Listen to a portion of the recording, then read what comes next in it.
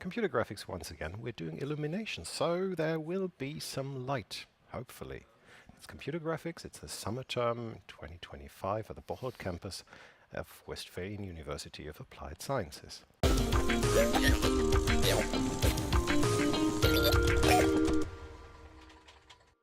Good day. Hopefully it will be a bit shorter than last time. I fear there are more pages in the slide deck, but I got the feeling I got less to tell. So maybe it's just more graphics and more animations, or yeah, more slides. But let's see where we are going. Let me just prepare the presentation.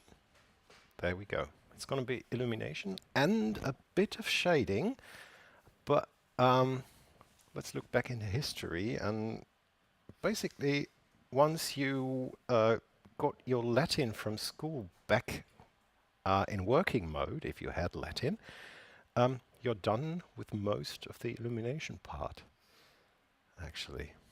Because this is a text from 1760, and this again explains computer graphics pretty detailed. Well, not computer graphics, but how light works in general. Well, there's the translation. It's a bit easier to read, I think. So, Lambert already noticed how lighting works, or at least diffuse lighting works. Point one, if there is more light, it will be brighter. If, number two, if you move the object closer to the light source, it will be brighter.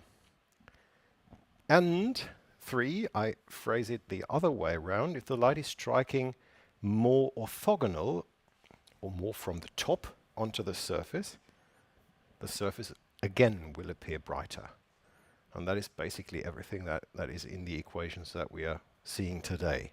Once again, an old text, like the images I showed in the introduction, but this time from 1760. And this is Lambert illumination, and you find everything that is written down here in the Lambert reflection model.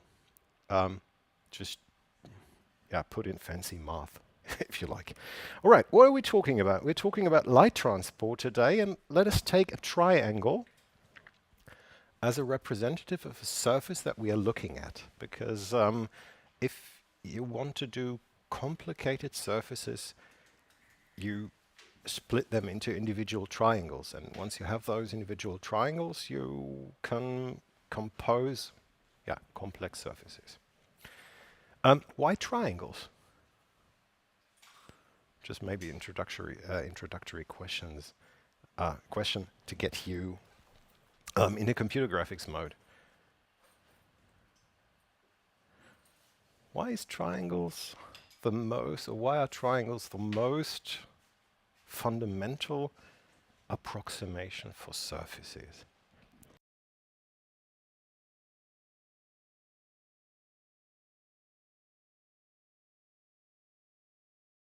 Yeah, that's pretty much it. It is the 3D surface that requires the least amount of points to approximate a part of a 3D surface. If you want to do this in 2D, think of any complex curve that you might want to come up with. Let's say, just a second, where is it? There we go. We take a curve. We could say this is a surface in 2D, and it wouldn't be that much wrong, if at all. So this is a 2D surface. How would you approximate this? With simple pieces. What would you use for it?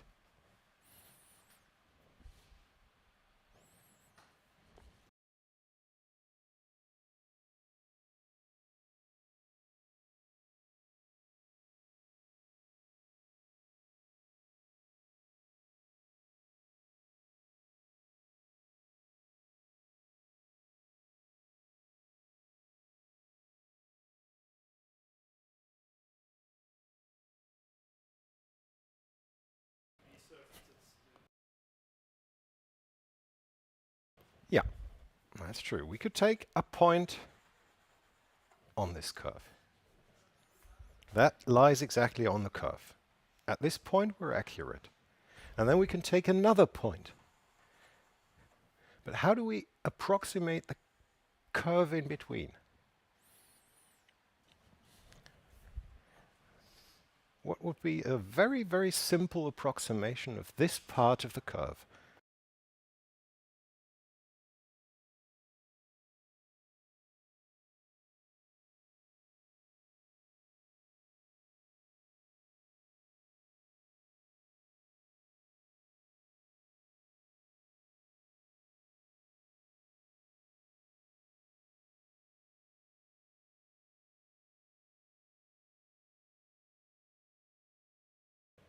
You just take a straight line segment.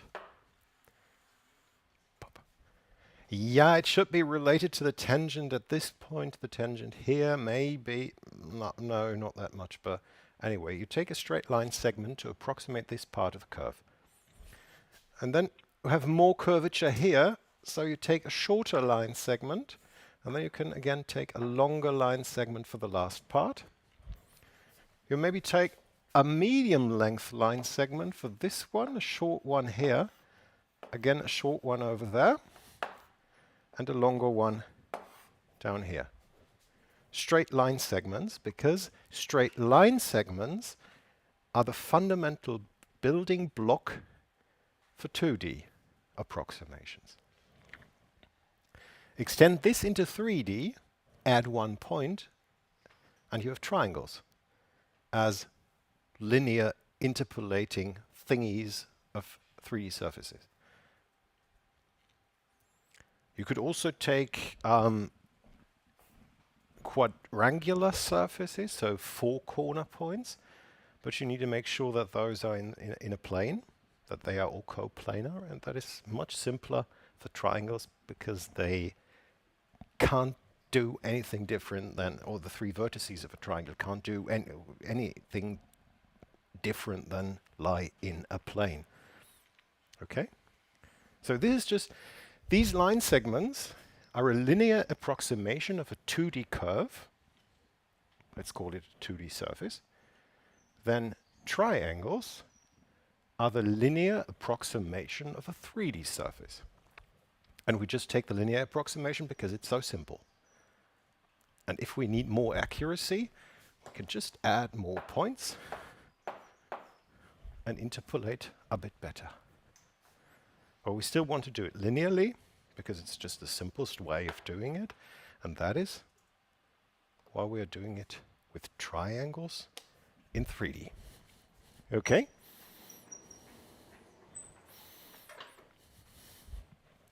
So this is our linear interpolation of the surface. It's a triangle. That's the most simple surface or the most fundamental building block of surfaces that we can look at. And since we are talking about illumination today, we are talking about light transport. And where is the preview? Just a second, there's the preview window. We're talking of light transport at this very point. We want to know how bright and in which color this point appears in order to draw it onto the screen. Right? In order to know the color of x2, we need to know how much light arrives at x2 from another point and how much of the light that comes into the point bounces back into the direction of another point. Why do we need those 3 points? Well, x2 is obvious. We want to know how bright this is and what color it appears in. What could be x1? Yes?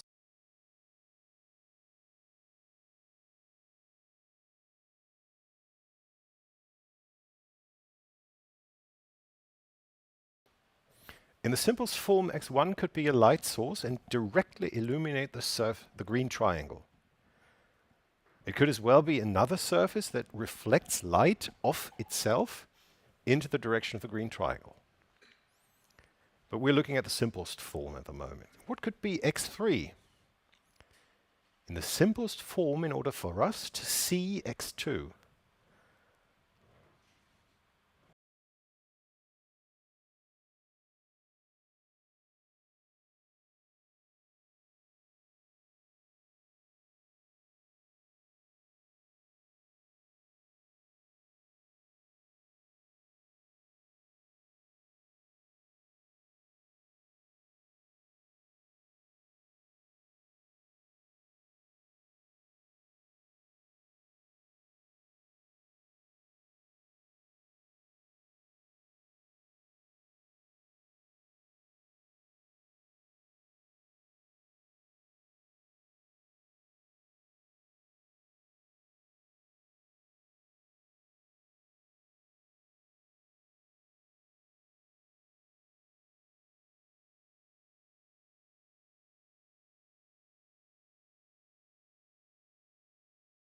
Okay, you are sitting at x3, looking at x2 that gets illuminated by x1.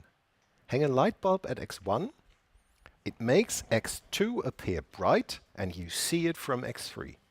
So we need to know about how much light comes from x1 to in the direction of to x2. So the light along the path from x1 to x2, that is the notation I use here. And then the incoming light gets reflected towards our eye. So along the path from x2 to x3, and we are interested in this amount of light, because that is the amount of light that needs to be represented by the very pixel that shows x2. And it could be green, medium, bright in this example. But the same graphics would be true if we had a red object sitting at x1 that gets itself illuminated from someplace else, that reflects red light into the direction of x2, that then gets a green tint because it gets reflected into the direction of x3, and x3 is again another object that might be white that we are looking at. And then we see this white object with a red-greenish tint because it gets red-greenish light that gets reflected off x2, and so on and so forth. Right? But in the simplest form, here is the light bulb.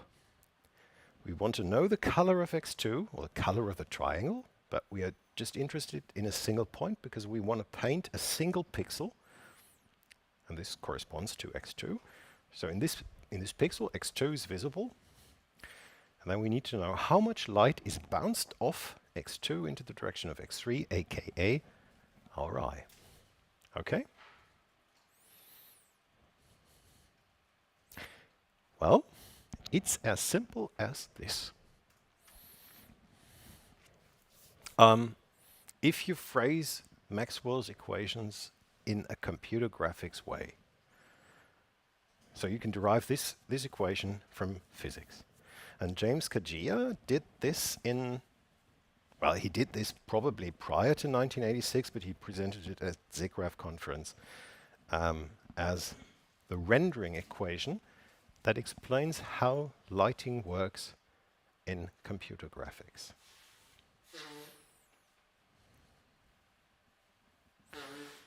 What would you say is the most annoying symbol in this equation,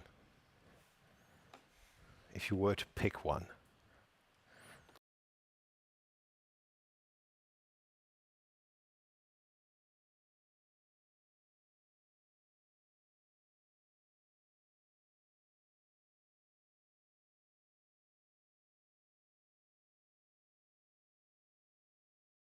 Okay, the integral. Yes, this thing might be considered the most annoying guy in this equation. What is an integral? What would you say?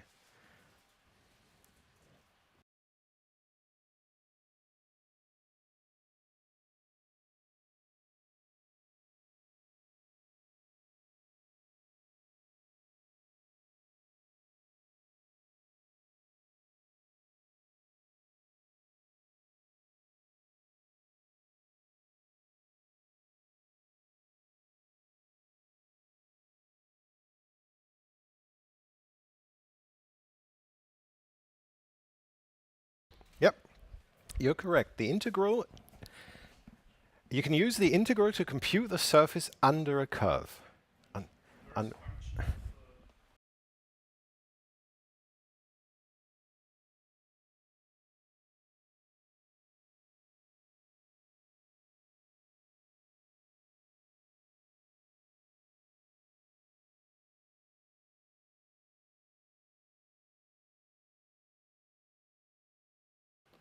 In this case, you take the integral. No, let me take the pointer because it needs to go into the video. You take the integral of things that look like a function. Right. And it's the inverse of differentiating, yes, of taking the derivative or looking at how steep something is in which direction. Yes.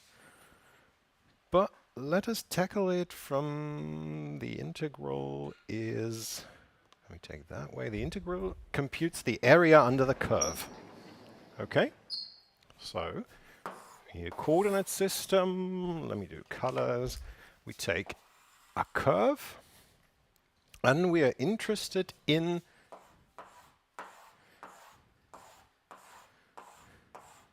this area. Okay? That is the integral. That is the integral. Did you learn in school how to compute the area under the curve? Well, maybe use the integral, plug the function of the curve in, but that's not helpful here because we're talking about the integral of a function. So if you plug the function in, we're still at the very beginning. How did you do it? Just to make this less annoying, this symbol, because we need this.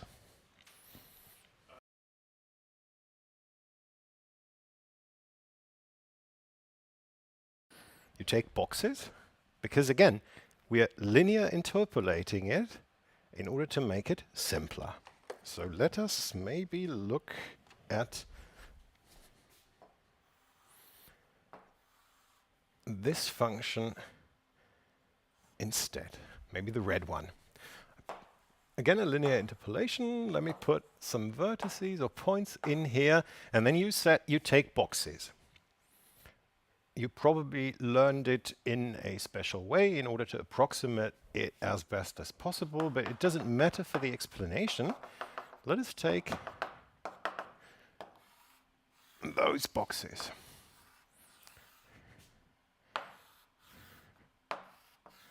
So if I took the area, the total area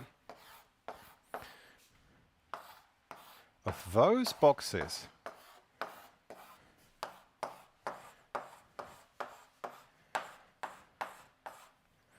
I would have a pretty decent approximation of the area under the curve, right?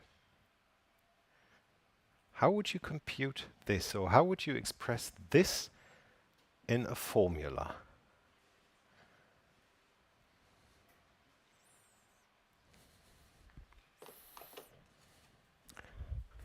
How many boxes are there in this drawing? How many red boxes are there?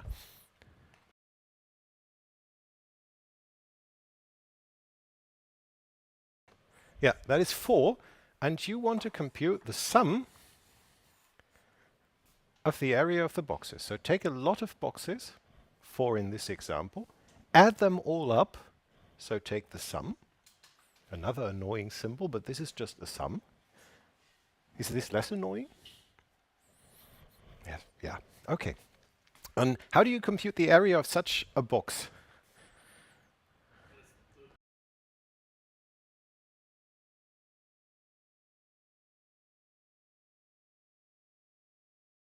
Okay, so we take the function value at our point x.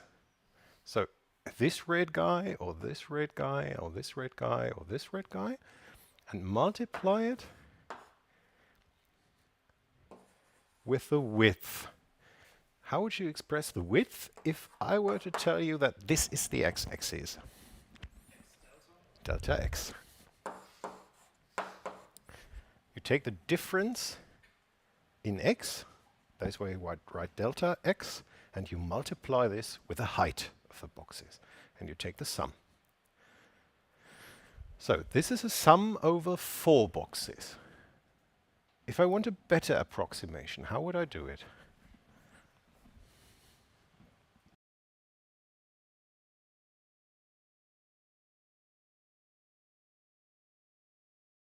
Let me add one step in between. You take smaller boxes. So for example, you take one value here, one here, one here, another one here. Yeah, there is another one, there is one, there is one, there's the other one. So you have one box, there is the other box, there comes another one, and so on. So this is 8 boxes, right? You again take the sum of 8 boxes. You look up the function value at each of those boxes. And it doesn't matter for this example if you take the upper left, the upper right, or the center point of the box. It doesn't matter where you put them. And you multiply the height with the width. What happened to the width when going from 4 to 8 boxes?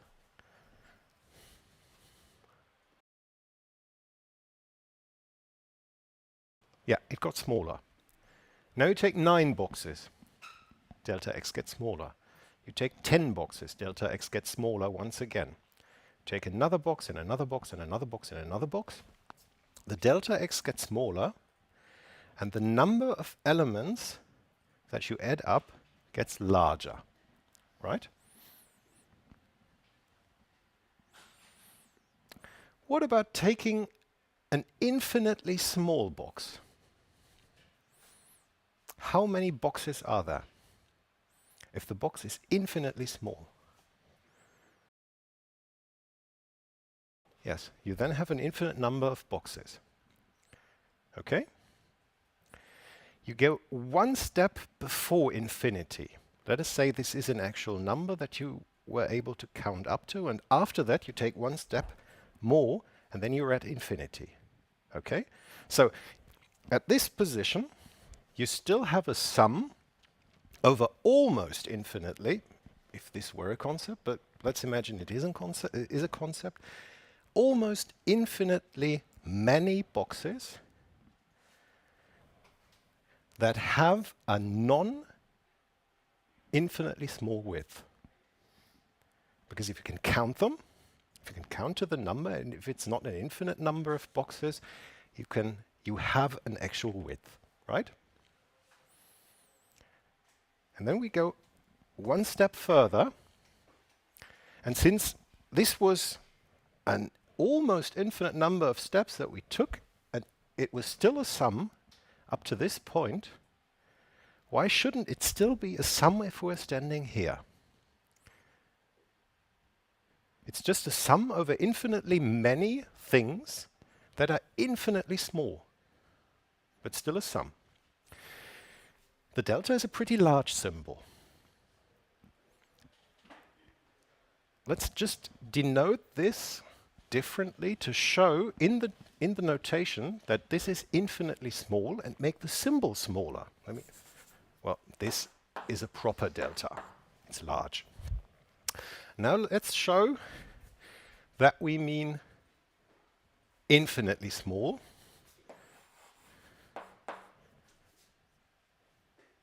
But nothing too important happened from here to there. It's just a change of notation. Yes, and a change of meaning. A finite, is it a finitely small width? So you can measure it. And this is infinitely small. Okay? And let's get rid of this guy. Because this is a multiplication anyway, if you write it that way. Okay? In order to compute the area, we still need the function value.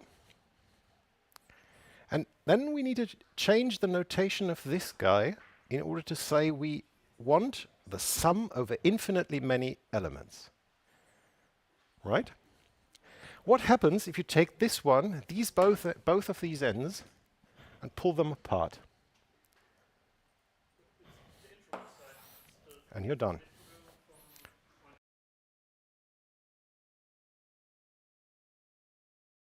Switch the mic.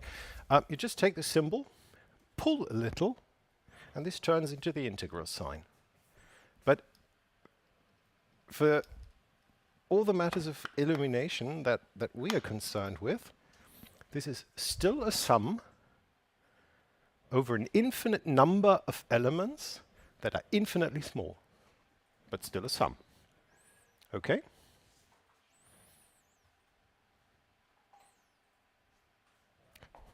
All right. What are those other guys on the slide?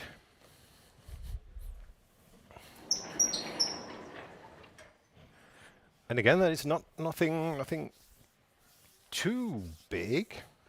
because that is obviously the excitant light, the light that leaves the surface, the amount of light that leaves the surface. That is not too physically accurate, but for an introduction into computer graphics and an introduction into illumination, that should be sufficient to say that is the amount of light that leaves the surface. Okay? This one here is called the geometry term. And it is just a factor to the term in parentheses. And the only two valid values of this geometry term are either 0 or 1. So what could this geometry term denote? If it's just 0 or 1, and if it's a factor to the whole equation.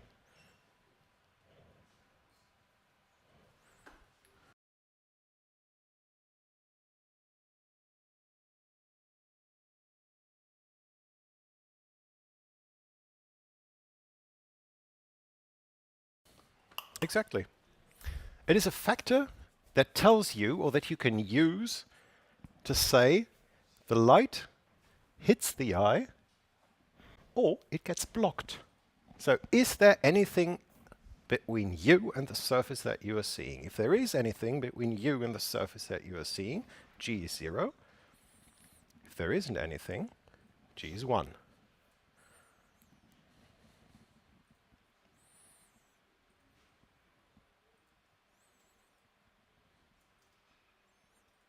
All right? Well, you could say we don't need it if we don't compute this other term, if we don't see the surface, but we come back later all the way around and see that this is required. Okay? It is just either 0 or 1 for the stuff that we are concerned with.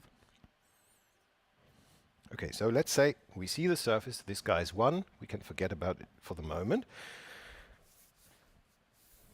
And this is just the emission.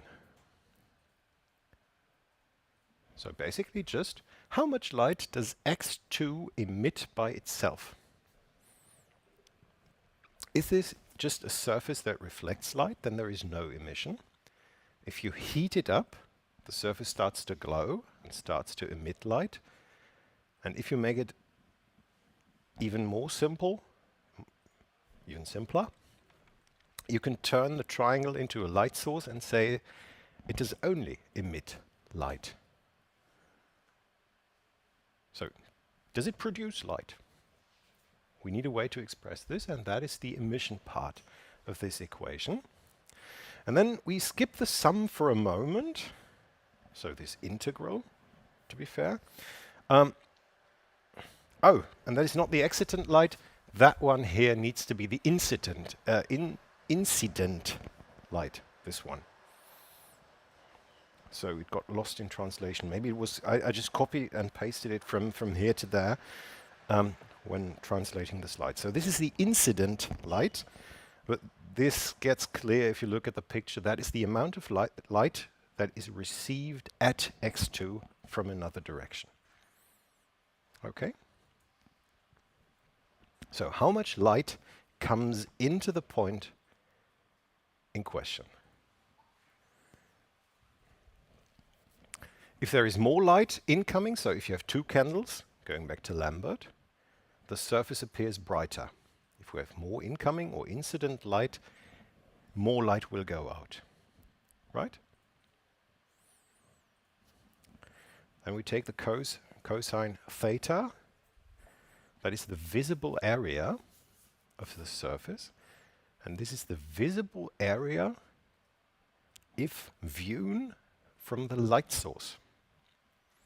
And that is the part in the Lambert text where it said if the light is incident from a more oblique angle, so you start orthogonal, this is least oblique, and you move the light source to the side or around the object, it gets more and more oblique, and it gets darker. So what does this mean? Or could you view this from another perspective? Yes, sure you can. You can think of a surface and a light source hitting it directly from above. And let us say each arrow indicates one amount of light, whatever this amount of light would be. Then you could easily see these three amounts of light illuminate half of the surface. So it would be bright to some extent. Don't worry, it gets clearer if I draw the other picture. Let's take the same surface and make the angle more oblique. Then the same amount of light distributes over the whole area, but it's again just three amounts of light that illuminate the surface, and they distribute over a larger area, so it gets darker. Or to pose it a bit fancier, let's take 3 photons hitting this area. So it's 3 photons for half of the area, 3 photons per half of the area, so it's 6 photons in total if you were to illuminate the complete area. And here it's 3 photons for the complete area. So it's darker because there is less energy hitting the surface, or the same amount of energy is distributed across a larger surface. That is why it's warmer outside, or why the floor gets warmer outside at noon and is cooler in the morning, because the sun is hitting it in the morning from a more oblique angle. It's just the same for heat or for temperature, which is just another form of energy that you're putting into the surface. All right, so, and once again, if we are phrasing this in terms of the visible area, if we're looking from above, we see the total of the surface. If we're looking from an oblique angle, we are seeing a smaller surface. Well, that is not clear enough. Let me just take those sheets of paper. Now you see the complete area. Close one eye. Works better with just one eye. You see the complete area. And now you're looking at an oblique angle at the surface. The area that you perceive got smaller. And why does this work with a cosine? Let me show you the slide just once again. Why does this work with a cosine? What is the cosine of 0 degrees?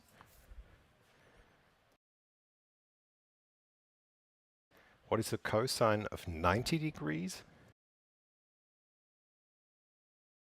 Yes, it's 0. You're looking at an angle of 0 degrees. Now, let me just swap this once again.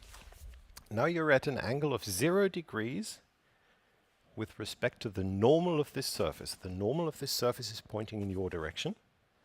You are sitting at an angle of 0 degrees of this surface. You're seeing cosine 1 of this surface. And this is cosine 0 of this surface, so you're seeing 1 of this surface. All right, I'm turning it. Now you're at 45 degrees, so it should be approximately 1 over the square root of 2 parts that you're seeing of the surface, or parts of the area that you perceive. It's still the same area that I'm showing to you, but you perceive just 1 over the square root of 2. And at an angle of 90 degrees with respect to the normal is pointing this way, so you're all sitting at an angle of 90 degrees with respect to the normal of the surface. The cosine of 90 degrees is 0, and you're seeing 0 of this area. Right? So this is the area of the surface. This cosine theta is the area of the surface that is visible from the light source, or from the incident direction. If you were the light source, the surface would be bright. It would get darker, darker, darker, darker, darker. And now it doesn't matter if it's lit at all, because you're at a striking angle. Okay? Right, so this is the visible area. From 1 to 0, depending on how much of the area that the light source can see, or put in another way, over what area do you spread the light energy? How large is the area that you spread the light over? And then there is another factor, and this is a bit fancy. It's rho, and it depends on x1, x2, and x3. That is called BRDF, and that is the abbreviation of bidirectional. So this is why it's related to x1 and x3. So it's in both directions. It's the incident and the excitant direction. F for function. And R and D is the reflectance distribution.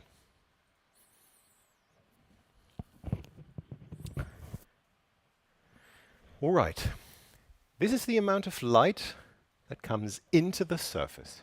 Once again, it's the incident light, or let me do it with a pointer. This is the incident light to the surface, the amount of light, the number of photons, the energy, the amount of energy, whatever, however you would want to call this, that hits the surface. That is the amount of visible area, visible in term or seen from the perspective of the incident light. So this two together, multiplied together, say how brightly is the surface illuminated, right? And then we have the factor that is called BRDF, and the result, still leave the integral out, the result is added, that is the plus, into the amount of light that gets bounced off this surface. So what does this factor tell you?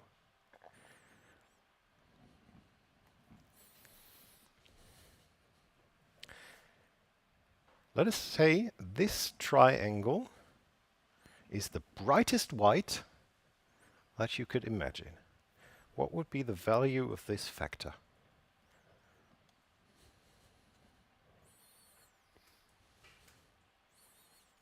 An absolute perfect pure white. What would you assume this factor would be? Yes, it would be 1, because all the light that is able to illuminate the surface, the blue and the brown one, so the incident light times the visible area, gets reflected off the surface because it's so bright white. So this needs to be 1. Paint this guy pitch black. What would this factor be?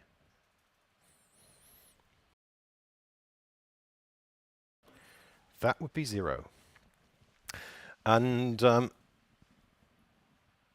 right, so coming back to this from 0 to 1 business, it's 1 if the triangle is white, it's 0 if it's black. It would have a factor, a value to produce red light if the triangle was painted red. And in this current sketch, it has a value that produces green light, or that lets you propagate green light. So this is a green factor in this example. If it were red, it would be a red factor or red color that you just multiply to the amount of light that reaches the surface.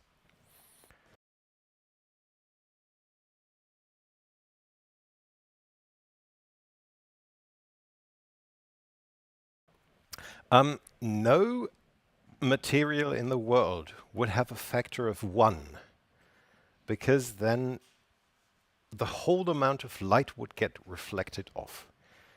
Some amount of light stays in the surface. You don't have perfect reflectors in the world, so it would be less than 1.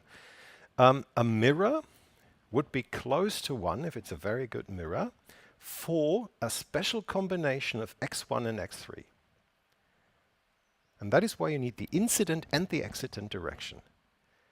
Because it is only 1 if the angles, so the incident and the excitant ray, or light ray, are pointed in the correct directions. If this guy hits the light source, you're good.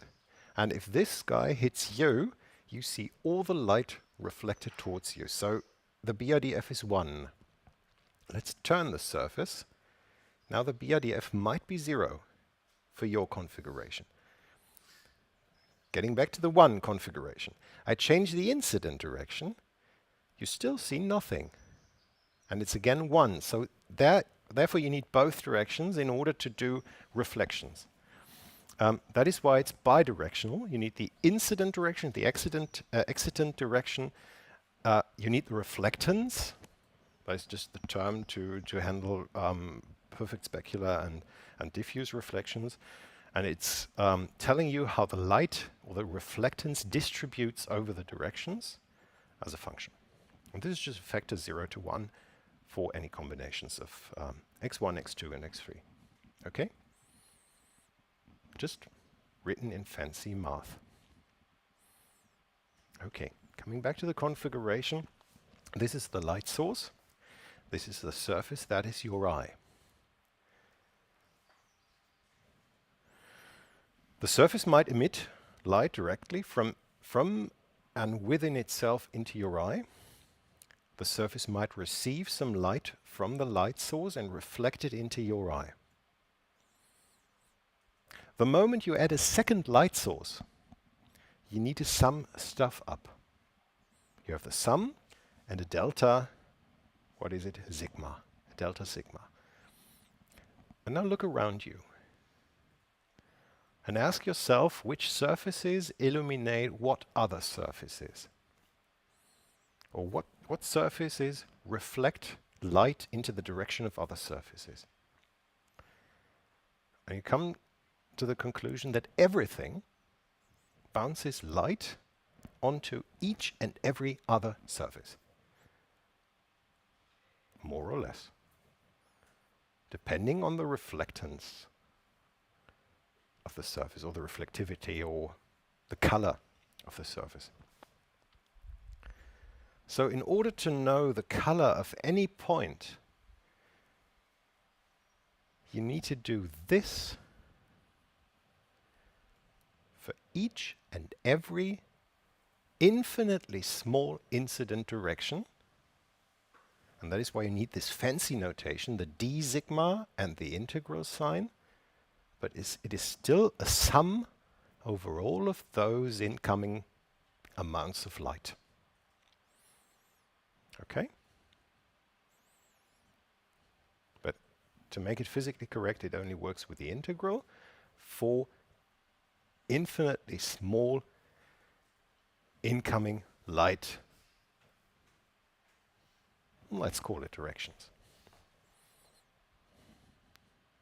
Okay?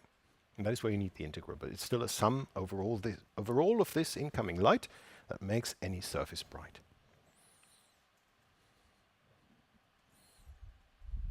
Okay? Any questions for the rendering equation?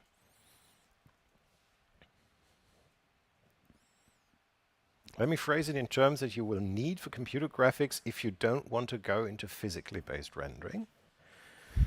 Surfaces can emit light. Surfaces, or let me do it for the video. Surfaces can emit light, so you see it. Surfaces can reflect light, and you need to add this to the emission. And therefore you need to reflect incident light depending on how the angle or how the surface is oriented towards the light source. If it's facing the light source, it is brightly illuminated. If it's facing at 90 degrees, it's not illuminated at all. And you sum up all of those contributions. Forget the infinitely many part for the moment. And then you just decide, do you see the surface or not? And that is the rendering equation. And then maybe you remember that there is a fancy math notation with this integral sign instead of the sum, and you're done. And you can write down the rendering equation, hopefully pretty much correctly. Okay? That's too complicated to solve or to compute. There are techniques to do it, but they take a long time, so we need simpler ways to do it to get the pictures in a finite amount of time, because we don't have all the time in the universe to solve this accurately, to collect all the incident photons in order to make any point bright or to determine the color of any point. So we simplify it in the first place with a Lambert reflection model from 17 something, and that is this equation. The integral has turned into a sum. We still have the rho, we still have the incident light, we still have the visible area, and we still have the excitant light. But what are we, and we removed the geometry term. No. We need to go back to, to the geometry term. This equation has one big problem for it to be solvable. And why does it take so long to compute the correct amount of lighting or the correct color? Why is it impossible in the first place? Because in order to know how much light reaches your X3, you need to know how much light reaches X2. And in order to know how much light reaches X2, you basically make this one X3, and again have to ask how much light is received by the triangle, now sitting at X3.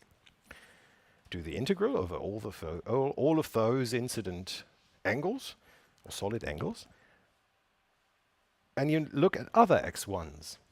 And in order to determine those amounts of light,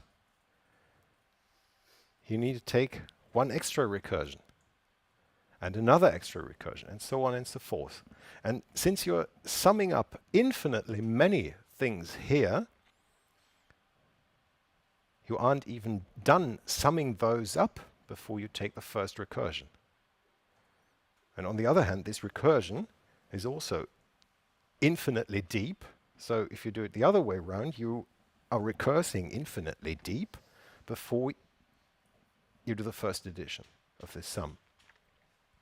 And that is the problem why this is, or why we need simplifications in order for it to be solvable.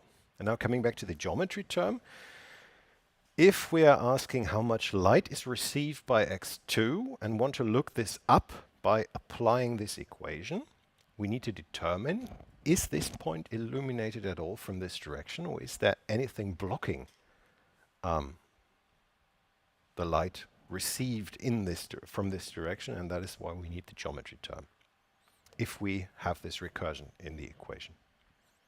Otherwise, we wouldn't have the ability to block light from certain directions. Okay, all right. Coming back to the Lambert reflection model with lots of simplifications.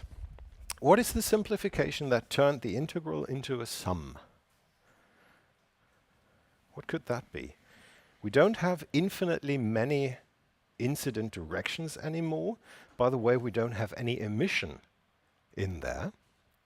And that could be the hint what turned, or the hint at what turned the integral into a sum. What could that be?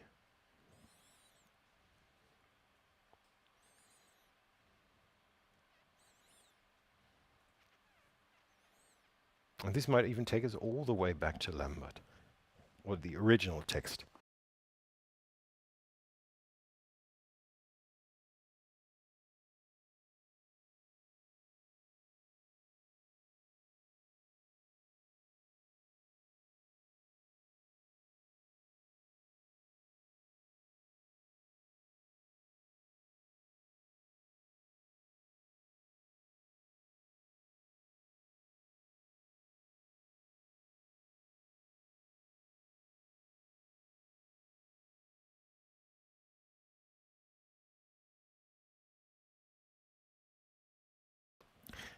Yes, absolutely correct. We have a finite amount of light source, a finite number of light sources that are the only emitters, because there is no emission anymore. We left out the emission and handle emission differently and say the only emissive objects are light sources, and we only have finitely many of them. So we can sum them up, we can loop over all the light sources, compute the amount of light that is received by the surface, multiply it by the reflectance, with the reflectance, and sum all of those contributions up. By the way, don't write this equation down just yet. Stuff gets changed there. I tell you when the final slide of this Lambert reflection model is reached. So because we need to change it because it's still too complicated. All right. So a finite number of light sources emitting light that reaches the surface at a certain angle, and that gets reflected off the surface. So we just have the emission of a finite number of light sources, and there is another simplification in there, or in this model, that will be apparent later, or not in the next step, but there will be another step in there. Parts of it will be visible in the next slide. So we only take the reflection towards the viewer. That means surfaces do not illuminate other surfaces. If light is emitted by a light source, it hits only one surface, gets bounced off into the eye, and it doesn't get reflected towards another surface that then bounces the light into the eye. That is the simplification here. But we are first looking at a single diffuse reflection. And that means we can change this bidirectional reflectance distribution function into a factor. That just says, is this thing red, green, blue, white, whatever. So it doesn't matter from which angle the light is received at the surface, or in which direction the light is bounced off the surface. It is either red or green and distributes the light evenly into all directions. What is a diffuse surface? What is an example of a diffuse surface?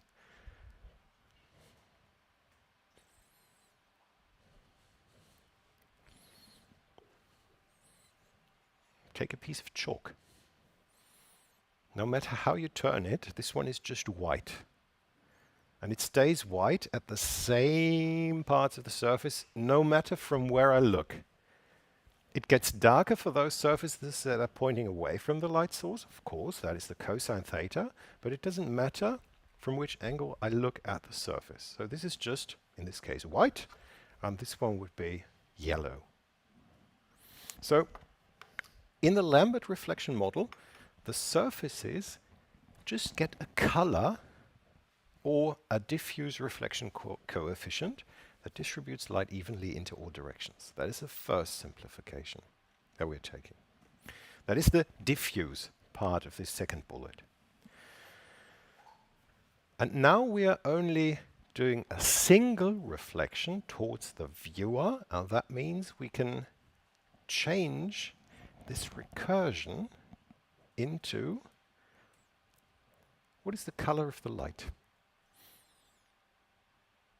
that is hitting the surface.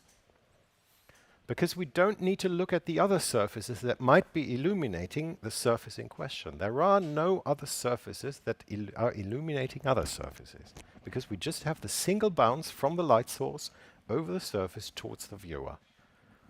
We don't need the recursion anymore. So we take the color of the light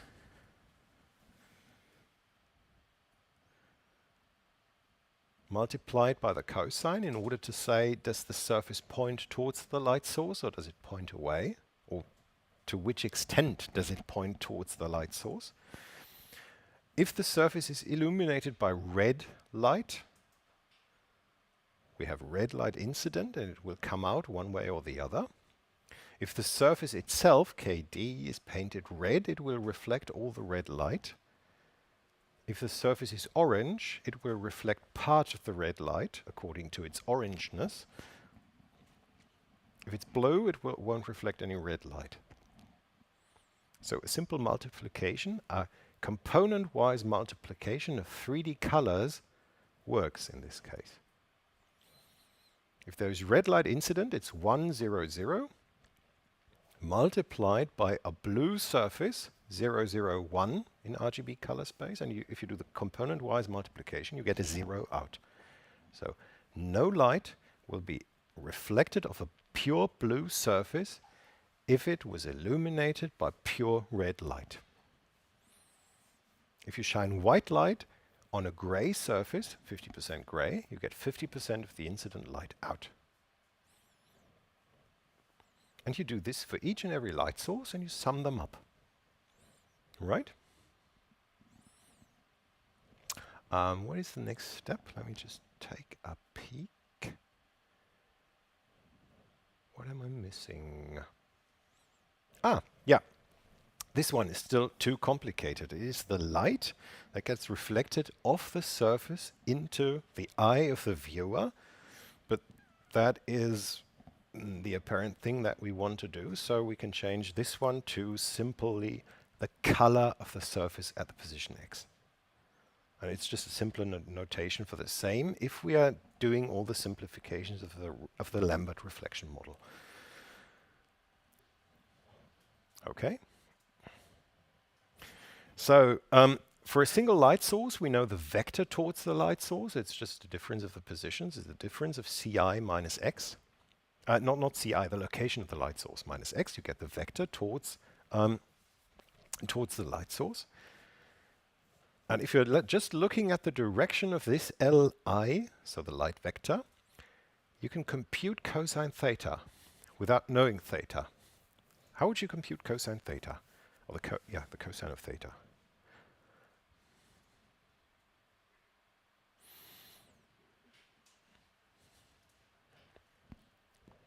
What are the two ways that you can multiply vectors?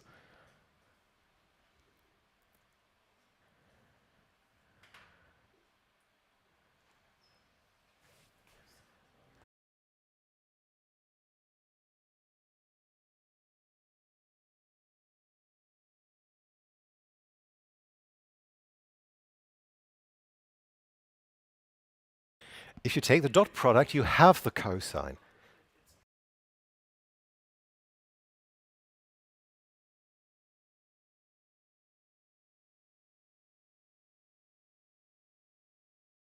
We don't need to measure theta in order to compute the cosine if we know the normal and the light vector, and if both are normalized, we can compute the dot product of the two and get the cosine out. Why? So that would be the way to write it. The dot product of the normal and the light vector. Again, this is just a fancy notation for turning the column vector of n into a row vector in order to matrix multiplication. You could even write it with a dot in the center of them. It doesn't matter. I decided to do this notation. This is just a transpose of the column vector, turning it into a row vector. But yeah, nothing more. But why is this a cosine? What is the definition? Not the rule for computing it. What is the definition of the scalar or the dot product?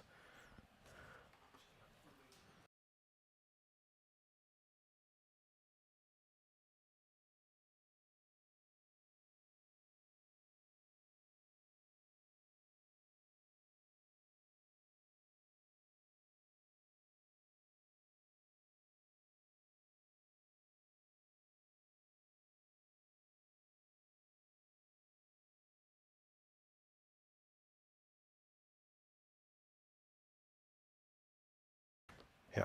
So you could say the dot product of two vectors gives you the, is it the length ratio? A ratio in relation to the lengths of both vectors. We will need the ratio later. I come back to the ratio term later. the definition of the dot product. So we take a vector A and a vector B, and this is the length of vector A. Yeah, length of vector A times length of vector B times cosine of the angle between those two vectors. And if the length of both vectors is 1, then the dot product is just the cosine of the angle. Okay? And that is why we can use the dot product in order to compute the cosine in this equation. There is one big problem if you were to implement it that way. What could that be?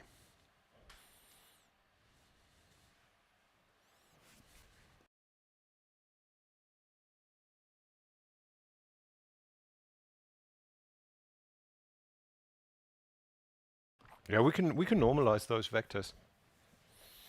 Okay, I didn't write that down on the slide, but n and l need to be normalized for it to work.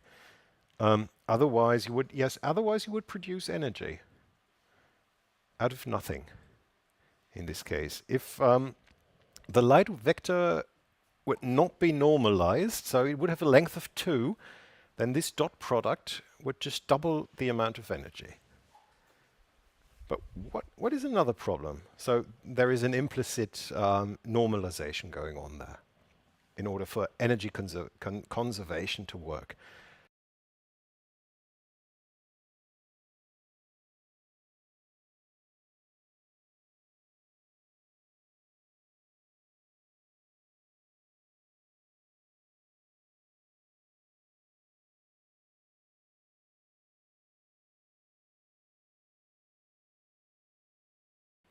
You won't have to do that for an infinite amount of points because you only have a finite amount of pixels in your image.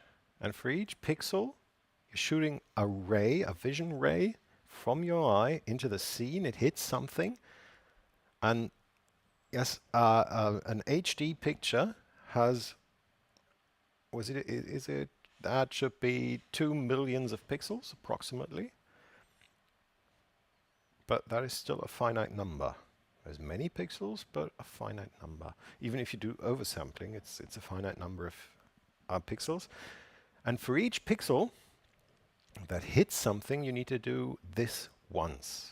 If you have 10,000 light sources, well, good luck with that. It takes a lot of time, but it's still a finite number of light sources. Let's take this green surface, shine white light on it from the front. What would you see? A green surface, right?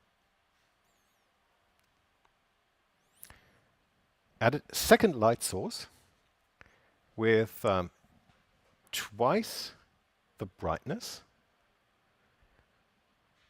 or maybe just the same brightness, and shine it from the front onto the surface. The surface gets brighter, right?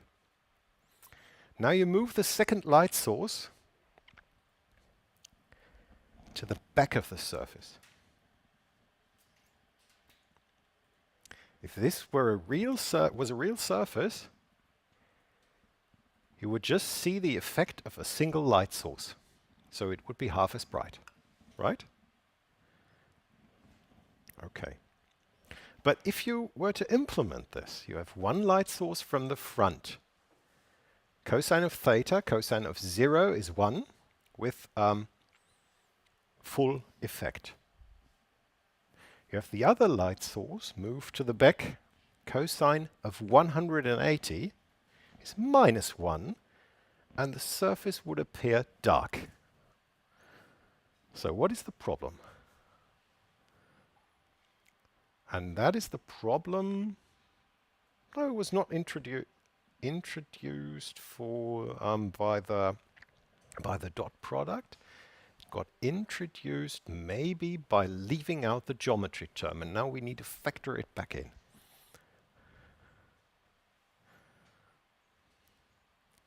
Does the light from the light source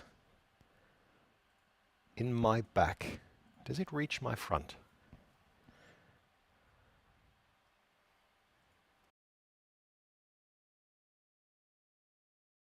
I don't think you need to throw the microphone. Apparently not, because I am blocking it, and the geometry term for this configuration is 0.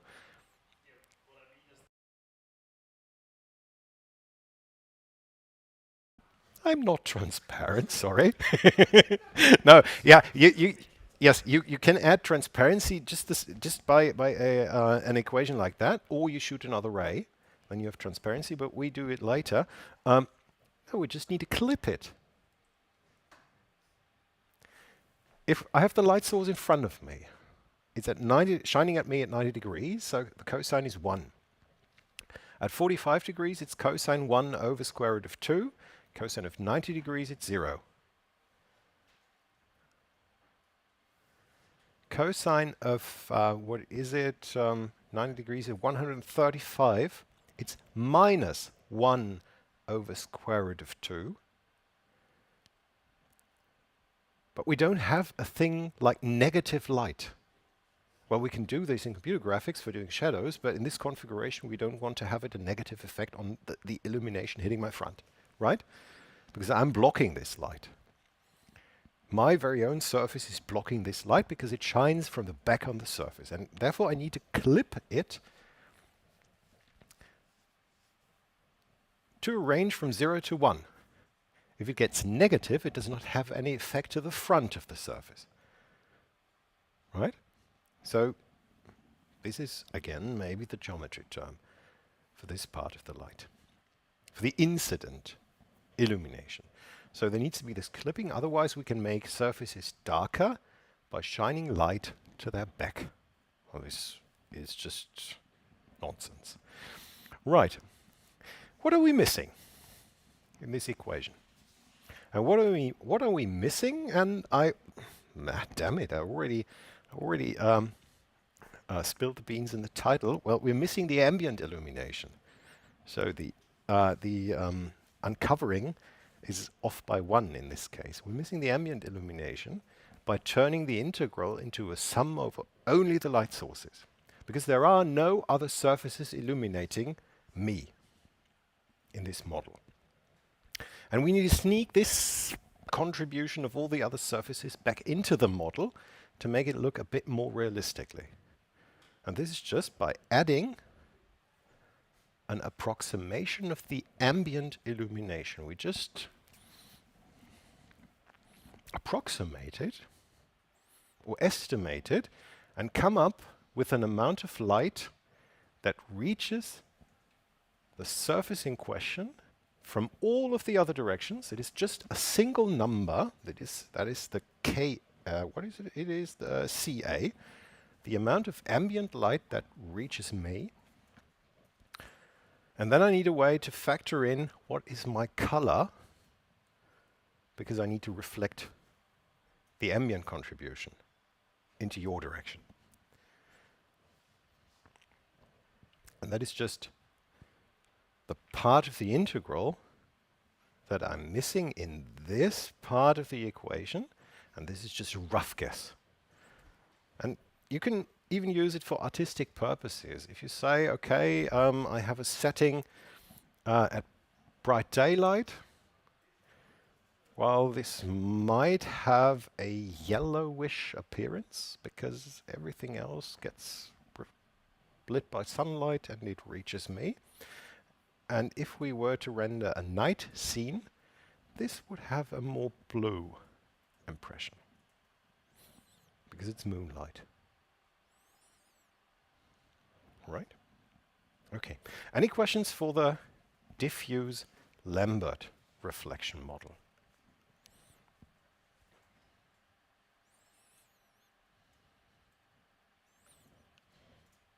All right. Finite amount of light sources illuminating only the surfaces that reflect light into the direction of the viewer.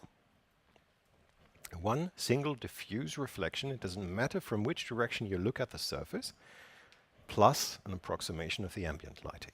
That is the Lambert reflection model. Which types of surfaces are we missing? If we say we can render chalk, which parts of this thing am I missing? Of the whole thing am I missing? If I'm just able to represent the color of the chalk bit correctly. Pretty much everything else, because the black thing should be polished plastic, and the silver things are metal, polished metal. So what effect are we missing? I'm sorry, it's not reflection in terms of mirror reflection. It's something else. But then again, in terms of somehow related to the reflectivity of the material, but it's not the mirror reflection, where you can look in the material and see yourself. Take the glass bottle, for example. You're seeing effects on it, which you can't represent in the Lambert reflection model. What are you seeing on the glass bottle?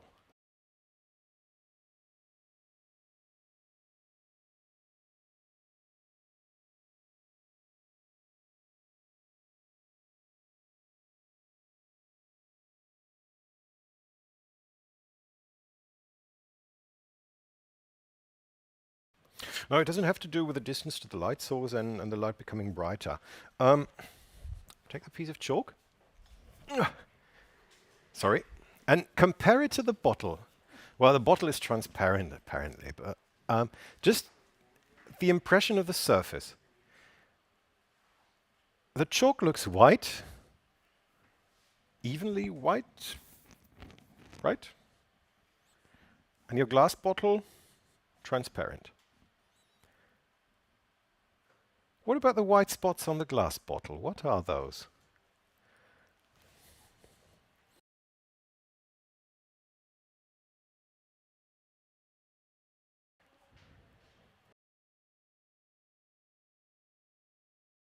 So it's not the reflection of you or other things around it, but that again is not true. What is reflected there?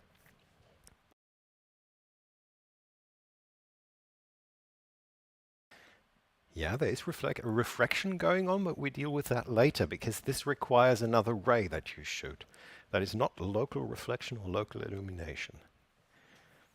And it is reflection, but reflection of what if we are only dealing with a finite amount of light sources?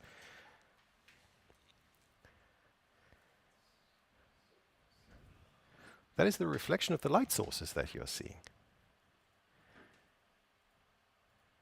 If we only have a finite amount of light sources in the scene that is able to illuminate stuff, then on diffuse surfaces they get brighter or darker, depending on where the light sources are. Polished surfaces, let's call them that way for the moment, reflect those light sources, depending on the polishedness, more or less, but there are reflections of the light sources, so of those emissive thingies around us. Are they view dependent? Do they change when you move around the object? Try it with your glass bottle. Move around your glass bottle. Do those bright spots move? Yes. Yes, they do. They move. And we need to represent exactly that, those highlights, those specular highlights on the surfaces in order to create polished surfaces, or the impression of the polished surfaces, because polished surfaces tend to reflect light sources or get those bright spots. And that is what you can do with the Phong reflection model. By the way, that was the final version of the Lambert reflection model, if you want to write this down. No one's starting writing now. Okay, now to the Phong reflection model. This still is the Lambert reflection model, and we're adding the Phong parts. It was proposed by Buitoy Phong probably again at SIGGRAPH, but published in the communications of the ACM, or did SIGGRAPH exist in 1975? I don't know.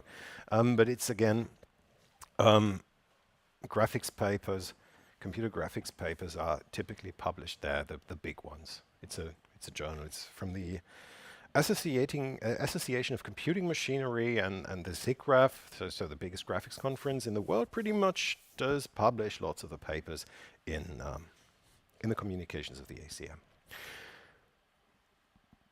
Right, so that is still the phone reflection model, but I added one thing to the graphics. Let me step back, get one step back. That is the sketch or the vectors in there. What did I add? Which vector got added to the picture?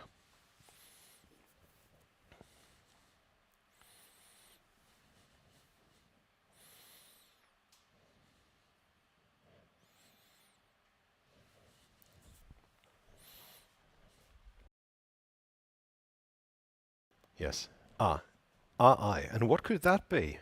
Well, okay, it's written down there. It's the reflection vector of the ith light source. So if we have a light source sitting here, it illuminates X. And if this is a reflective surface,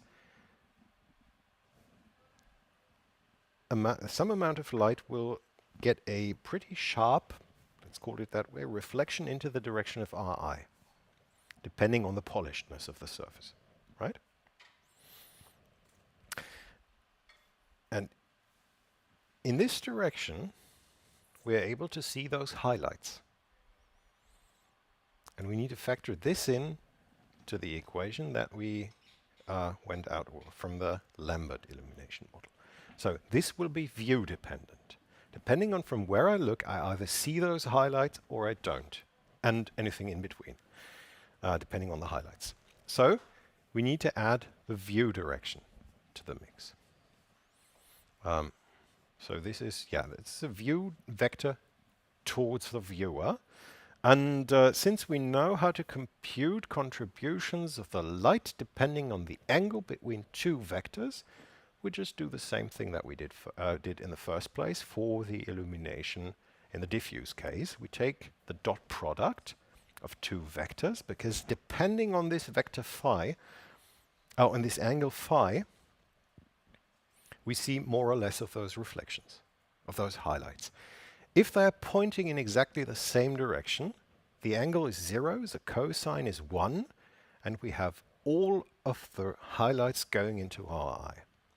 If we're moving away from the reflection direction, so if we're moving the viewer away, we get less and less highlights because the cosine gets smaller, right?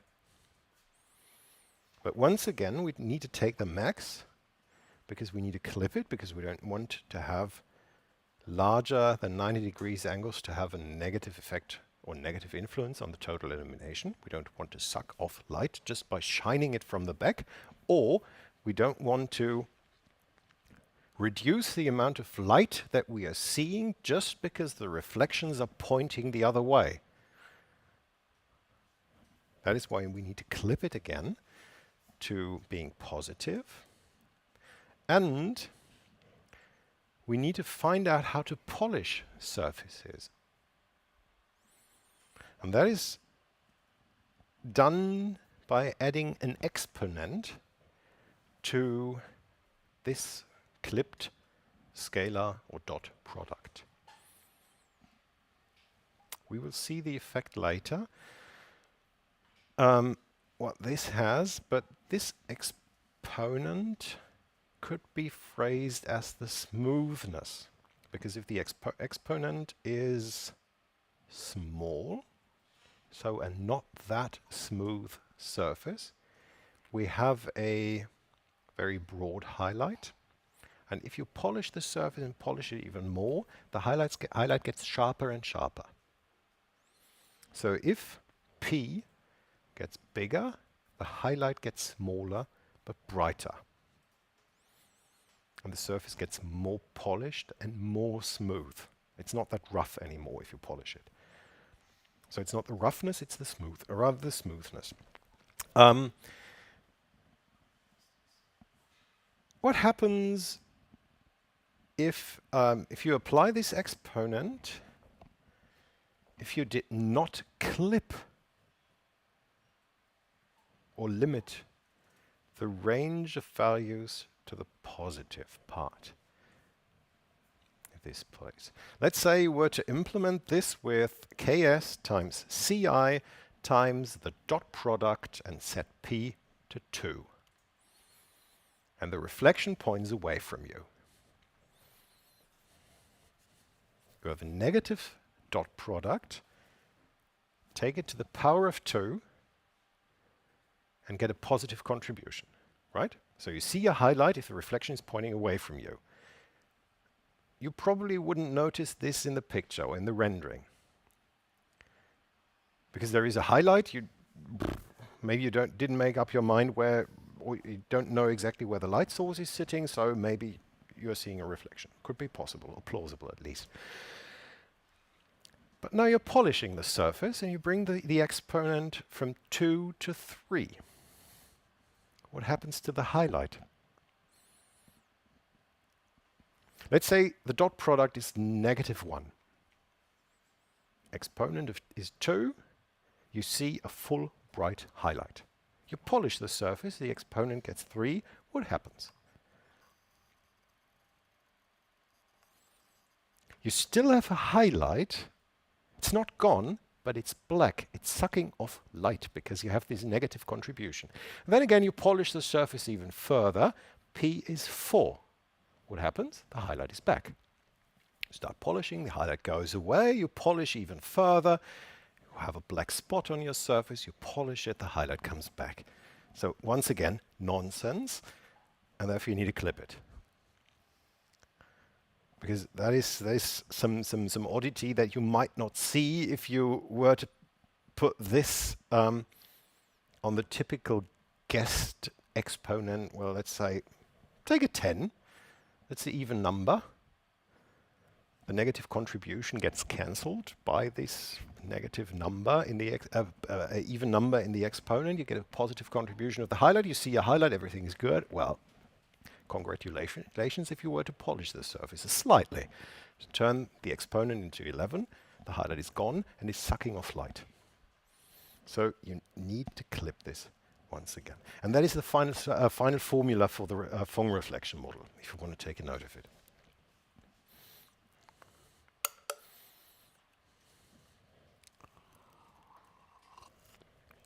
All right. Good. How do we compute the reflection vector? Because, well, the light vector is easy. We have the point x that we want to determine the color of. We know the position of the light source. We can take the difference of the two and get the light vector, normalize it in order to do the dot product. But how do we compute the reflection vector? Because we just can't measure it, and we don't want to take theta in order to draw it in any way, because if we were to determine theta, we need to take the dot product, do the inverse of the cosine. That is just not feasible. Because this is, yeah, everything here is happening in a 2D plane, but this is 3D vectors. And then we need to compute a 3D vector that sits in the 2D plane spanned by L and N, and you don't want to do that. Any ideas? Once again, you just need school math for it, because it's just vector addition. Well, maybe a dot product. And that is the part where I can come back to the dot product being some sort of ratio of projection thingy. That is the thing we want to compute, right? We have the light vector, and we want to know the reflection vector. Well, just let us add those two red helper vectors and call them S. Okay? So then R would be just L plus S, right?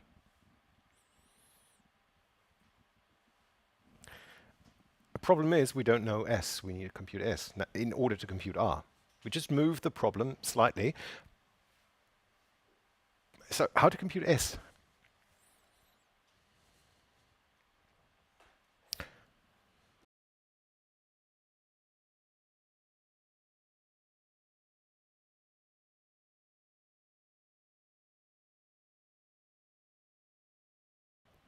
Yeah, but then you need to invert a cosine or a sine, and, yeah, because you don't know the angles. You don't want to compute the angles because you're good with a cosine, and the cosine sits in the dot product. The dot product is pretty easy to compute, so don't touch the angles. We need to compute S. Well, apparently we can do it if we knew U, because then it's just the difference of those two vectors. And we move the problem to computing U. Can we compute U?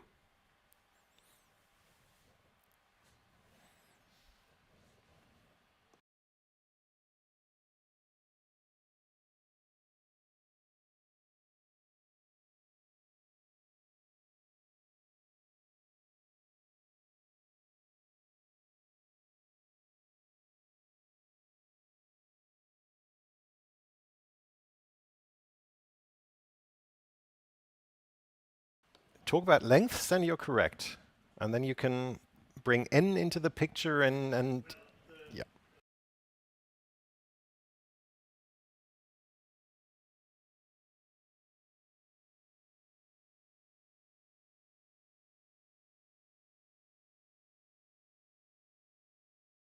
Absolutely right. Now we are back at the definition of the of the cosine. Definition of the cosine. Don't let me figure out the word just yet. So we're back at the definition of the cosine. We're in the realm of the ratio of vector lengths, and when introducing the dot product, I said this has to do with the ratio of the vectors, sort of. So U is related to the ratio of some lengths because the ratio of some lengths is cosine theta, and cosine theta can be computed by a dot product. Let's take all of this. S is minus L plus U, or U minus L, if you will. Right?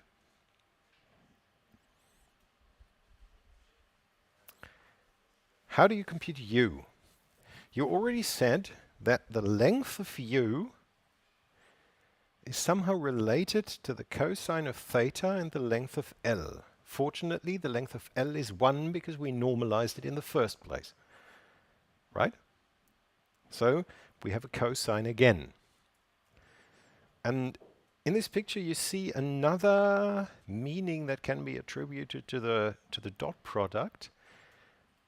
Because what is happening here, if you want to compute U, you could say that L is projected onto N. There's a right angle over here, by the way. So S is perfectly orthogonal to N. So L is projected onto N, or U is the projection of L onto N, right? And if you want to do this and both vectors are normalized, you can do it that way. Take the dot product of the vector in question that you want to project on the other one. You get the length of the projection, that is the cosine, but just the length. So this one is just the length. And then you need to give the length a direction by just multiplying with it with a direction, and that is just n, and then you get u. Okay?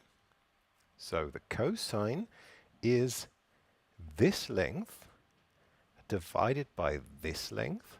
That is the definition of the cosine. Cosine of this angle.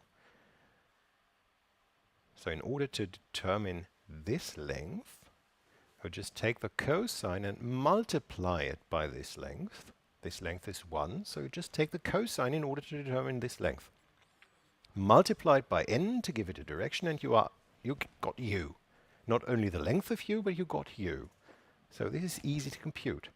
And then you can put this in and say the reflection is L plus s, so plus 2 times s. And we said that s is minus L plus u, and u is the dot product of n and L times n. And then we're left with this equation, right? L minus 2 times L is minus L plus 2 times n times L times n. Right? There's a reflection vector. Unfortunately, you need to learn this equation by heart in order to compute the reflection vector if you take this picture. So maybe turn this into another picture in order to remind you of how to construct this equation, or this form of the equation. So what is written down here? Take this one. R, this vector, can be computed by starting at x and going into the opposite direction of L. So you just flip it around. And then you go up twice. Plus 2 times up.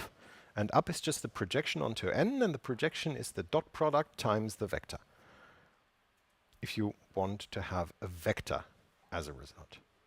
Okay? That's it. So maybe take this picture in order to remember this equation.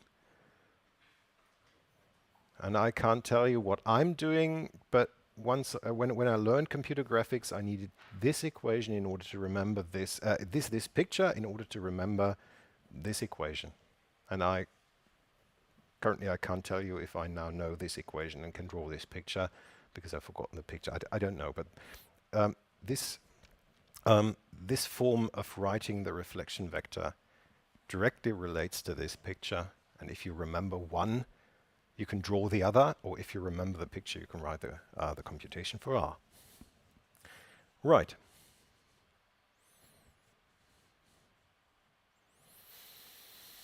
Well, you ask whether I would talk longer than 1.5 hours. Well, apparently, but there is not that much left.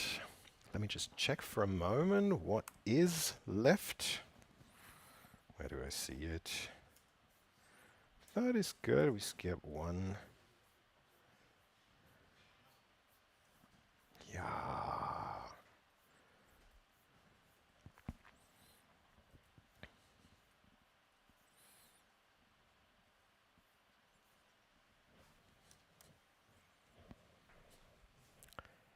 Would you mind if I go for like another 20 minutes?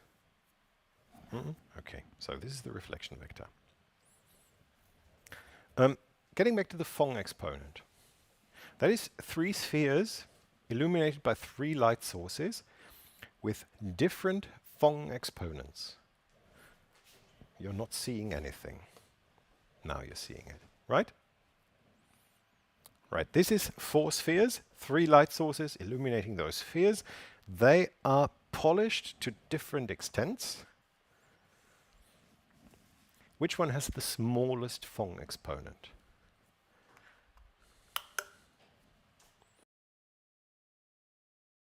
Yes, the very left one. That has a Phong exponent of 2, and the right one has a Phong exponent of 50 in this example. So, a small number means less polished, a large number means more polished, with sharper highlights. And if you were to plot those highlights on a polar plot, you don't necessarily need to copy them, just to get an understanding of what does that mean. If you have the highlight, and if you're looking from the 0-degree direction, the highlight will hit you in every case. You see a bright spot at this location. So if you're looking at this direction, it's bright. If you're looking here, it's bright. Here, it's bright. And here, it's also bright if you're looking at that highlight. If you look slightly from the side, So this is the maximum of the highlight, and if I want to know how much highlight is slightly beneath this maximum, it's still pretty bright in this example, right? So let's say I'm looking from this direction, and the graph says, yeah, pretty bright. If I'm looking at the same spot on this sphere, it's darker, the highlight. Because I'm looking from this direction, I see a darker highlight. And then once again, if I'm looking here, the same spot, from the same direction, it's even darker still. And if I'm looking here, I don't get any highlight at all. That is the meaning of those spots, just to get, for those polar plots, just to give you an impression of the directivity of those highlights. All right? Good. There is another reflection model. Don't start to write. I will skip this reflection model. You can look it up yourself. It was published in SIGGRAPH. If you want to read the paper, just look up the paper and the name Blinn and the SIGGRAPH paper, you get the reflection model. If you want to look in a computer graphics textbook, you get another. You also get an explanation of this thing. It is in terms of computation and a simplification of the Phong model, doing pretty much the same. It just adds specular highlights by computing them differently, and it tends to give a more realistic look, but it just adds highlights by computing them in a different way, in a way that doesn't take that much effort when computing them. So if you want to look them up, look them up. If you don't want to look them up, just remember that Blinn-Phong, or the Blinn reflection model, also provides highlights pretty much the same way as the Phong model does. All right. What I wanted to tell you, almost as the least thing, is the bit of shading that I wanted to add. That is a simplification of a sphere. Well, it's in 2D, so it is a simplification, or an approximation of a circle. Just think of it as a cutting plane cutting through a sphere. So on the plane you see a circle. And if you extend this to 3D, you still have the sphere sitting in 3D with a linear approximation, meaning it has triangles all over the place. So the sphere got triangulated. Okay? And then you need to figure out a way to compute illumination. In order to compute the illumination, you need the normal at the surface point, because the normal was present in all of the reflection models. It was present in Lambert, it was present in Phong, and it is present in Blinn-Phong. Doesn't matter, you need the normal. But how to compute the normal? Well, there is one way to say each face has its own normal. That means, for example, this face or line or triangle, however you want to call it, has a normal, a single normal for the face, and that is this normal at that end of the face and this normal at the other end, but they are the same.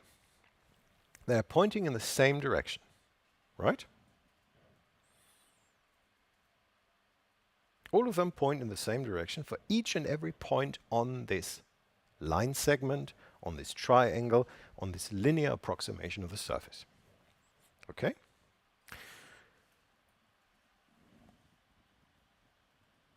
So, having this normal, you can compute the illumination at every spot of the surface, if you were to do it. But that is computationally expensive, because you need to do this for each and every spot on this surface. What you could do instead is compute the illumination at the vertex for, let's say, this face, use normal 4, and for this vertex, and use normal 3, and then interpolate the colors linearly across the surface. Again, another linear interpolation that you're taking.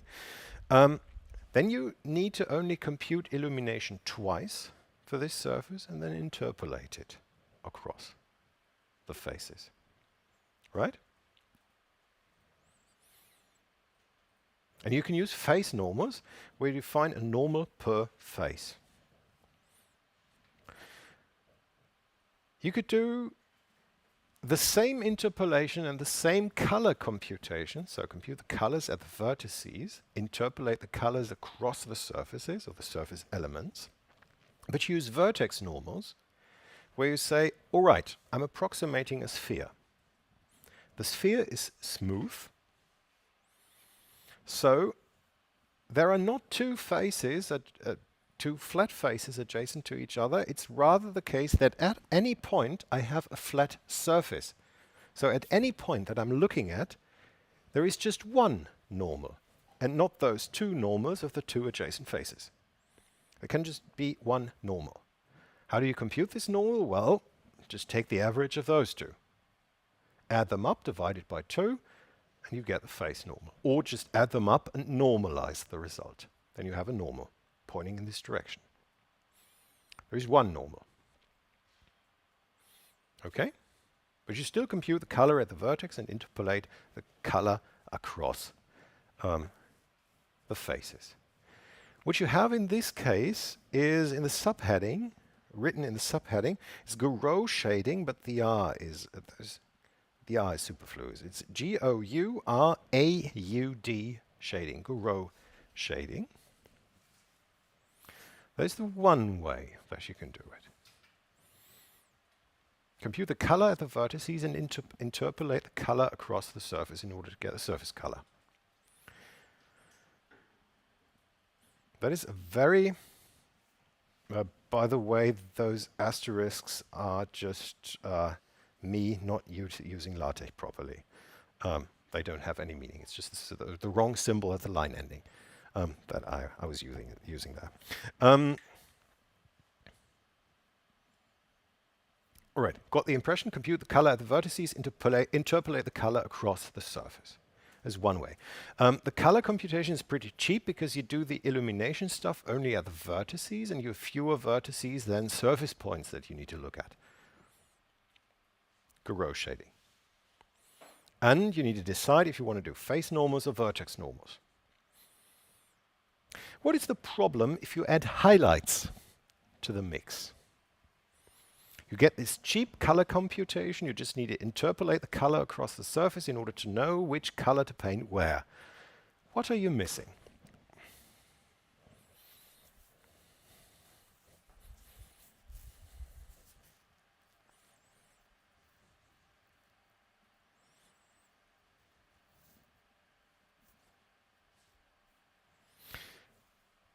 If you have specular surfaces, then the highlights are the brightest spots on the surface, right? If I am computing the colors only at the vertices, highlights can only sit at the vertices because I'm interpolating the color across the surface, so I'm doing some sort of averaging. If here is a highlight and this one is the brightest, this one is darker, the whole triangle is darker. I don't compute a color here by computing the illumination immediately at this point, so I won't have a highlight here. Highlights can only be at the vertices if I'm doing Gouraud shading. Right? Because I'm interpolating the colors, and the brightest spots can only be at the vertices because that is the place that I'm computing the colors at. So this is a problem if I want to do a simpler computation, then I'm affecting the highlights. So if I want to have correct highlights, I need to do the lighting computation at each and every surface point. Right? Because the highlights tend to be on the surface, somewhere on the surface, and not only on those individual spots called vertices in this linear approximation of my beautiful sphere It is just missing highlights. So do Phong shading or fragment-based shading. Careful, this is not the Phong reflection model. You can split them apart. You can do Phong shading or fragment-based shading with Lambert illumination. I wouldn't know why. You could even do this with vertex colors. It's just the method of computing the colors across the surfaces. Problem is, Mr. Phong published both in the same paper. In the Phong reflection paper, he did Phong shading. Anyway, if we're talking about Phong shading, we're talking about the interpolation of the color or the computation of the color at the surface points. If it's Gouraud shading, we're interpolating across the surface. If we're doing fragment-based shading or Phong shading, we're doing it at each and every surface point, or in terms of ray tracing, at each and every pixel. We compute the illumination. But since we have this surface approximation, this linear approximation of the surfaces, we only have triangles with vertices. So we either know the normals at the faces, or we know the normals at the vertices. And since it's a linear approximation, we can interpolate the normals across the surfaces, the positions across the surfaces, the colors, the surface material across the surfaces, but do the lighting at each and every pixel.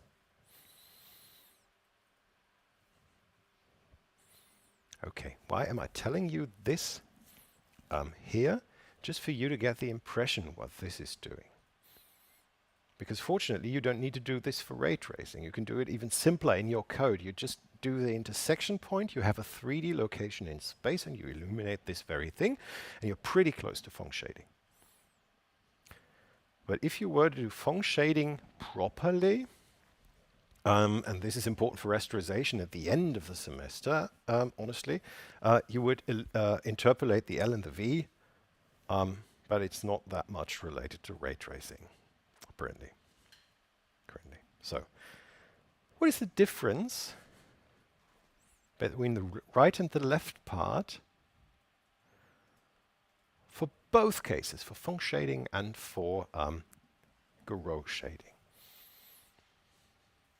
And this is a slight difference that you might only be able to see in the handout and not so much on the projection. If you're doing face normals, you get a disco ball if you were to approximate a sphere.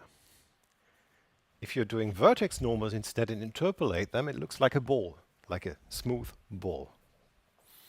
What you're doing. Okay? Just maybe as a tangent to what we've done. But still, this is important for ray tracing because you need to, at each and every intersection, you need to determine the surface normal. And if you're doing it one way or the other, vertex normals or face normals, you're coming up with a different result. If you're doing triangulated surfaces in the end. Okay. Final point I would like to present you is light sources. And this is a pretty quick one. Because if you got the impression of what I'm talking about here, you can pretty easily figure out how to implement this. Point lights are easy. It's just a 3D position in space with an intensity and a color, because the intensity is three-dimensional in RGB space. It emits light everywhere, into each and every direction. But that might be pretty boring, because you might want to introduce spotlights. And they have a cone angle that you can specify. And it just shines light into this cone angle. So when you have the light vector, you need to see, is it inside or outside the cone? So is there light inside the cone, or isn't there light outside the cone? And then there might be some soft edges where you just need to determine how much outside is it. Basically take two angles, say we have a cone angle and we have a slightly larger cone. If we're outside the larger cone, it's 0. If we're inside the smaller cone, it's 1. And if we're somewhere in between, depending on the angle or on the cosine or whatever, or on the ratio of those two, we're somewhere in between 1 and 0. And you can just do an interpolation, and then you get soft edges on spotlights. Okay?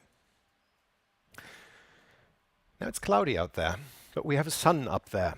How would you model the sun if you were to do a 3D scene on Earth? How could you do that?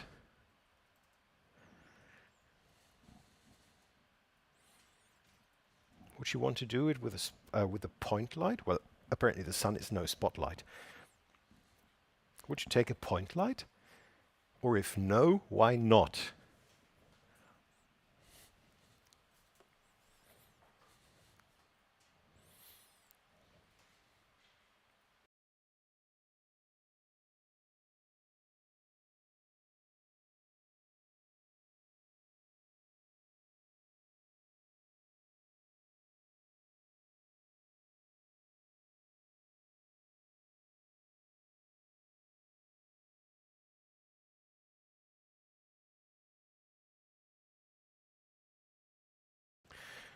The sun is a light source that is so distant that for all practical purposes, the light rays hitting our scene are all parallel.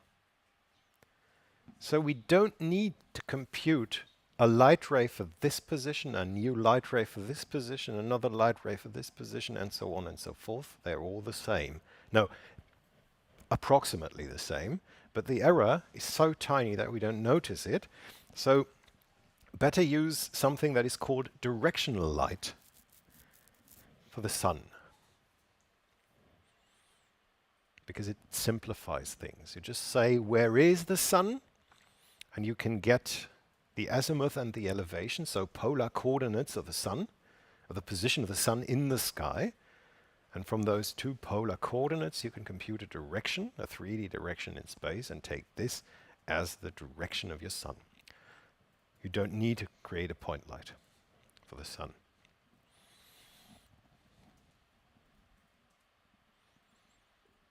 And now let's be a bit more realistic. Do proper light sources, a bit better looking pictures.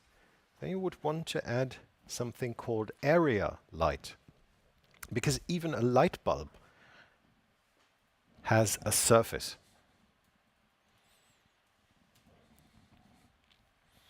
Those LED strips in the ceiling, they have a surface, right? They even have a diffuser in front of them. How would you implement an area light? Well, it has a surface, it has a direction, but it somehow spreads soft light and produces soft shadows. Why? And this might be useful for implementing area lights. What does it mean, area lights cast soft shadows? Whereas a point light casts hard shadows.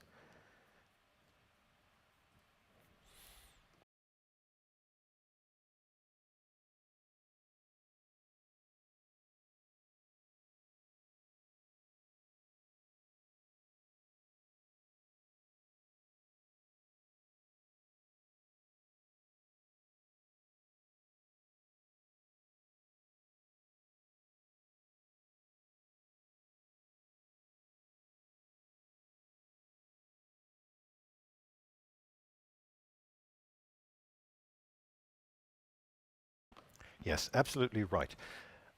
If you have a point light, you have a tiny, tiny, tiny, tiny, infinitely small point in 3D space that acts as your light source. And if you have other objects in the scene, there is either shadow or light, nothing in between, because it's just so tiny, the spotlight.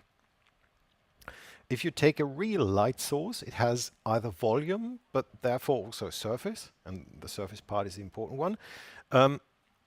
And you get soft shadows because you have areas on the surface that see the complete light source, areas where the light source is partly covered by other objects that are casting shadows, and there are regions in the shadow where you don't see anything of the light source because it's completely blocked and there is shadow. There's the dark shadow, right? This area light brings us all the way back to the rendering equation, where we said we need all the incident light from all those infinitely many incident directions. And if you take this with the notion of a light source that has a surface, you're back to we need all of those surface points on the area light that contribute to the illumination of our surface point that we want to compute. Infinitely many points on the area light. Even on a small surface, there are infinitely many points. So we need to compute an integral, if we want to do it correctly, in order to illuminate this point and get very, very soft shadows. But since we are unable to compute the integral over infinitely many points, we need to reduce this to a finite amount of points on the area light. So we sample the area light. And once we start interpreting this as more than one light source, more than one point light source, we get soft shadows. If we were to use two samples on the light source, we can change it or convert it into 2 point lights. We get either 100% light, 50% light, or 0% light, because either both are visible, only one is visible, or no light source is visible. If we were to add 3 samples, we can even get more shadow regions. If we were to add 4 light sources across the area, we get even softer shadows. So this boils down to sampling not only each light source, but also sampling sublight sources on a light source. And then you get soft shadows. And the good thing is, if you do this let me get back to, let's take the Blinn reflection model just for you to see it. It is just again ambient light plus the sum overall light sources for the diffuse reflection and the specular reflection, or the diffuse contribution and the specular contribution, but a sum over a finite number of light sources. And if you were to implement area lights, you can say, or turn this into the sum over the light sources, which then is the sum over each sublight sources. So, one for loop for the light sources, and another nested for loop for the sublight sources on an area light, and then you compute this one. But all of those light contributions just add up, and they just make your sum longer. Nothing more. All right? But you still need to trace the rays towards the light source in order to determine the geometry term, in order to say, is this path blocked or not, or is there shadow or not. Right? That is the light sources. Any questions up to this point? Now, I've talked too much again, but we did the rendering equation. We even talked about what is an integral and turned this into a sum, or started from the sum and turned it into the integral. Then we turned it back into a sum, squashed it a little in order to come up with the reflection models. We talked about Gouraud versus Phong shading and the highlights on the surface facets, and talked about phase normals and vertex normals, and either said, okay, the sphere linearly interpolated across the surface is either a disco ball, phase normals, or giving the impression of a round ball, vertex normals. And then we made the light sources, say point light, well, easy, spotlight, still easy. Am I in the cone or outside? The sun, much simpler, because we just need one light direction. We don't need to compute light vectors at all. We just read them from the light source.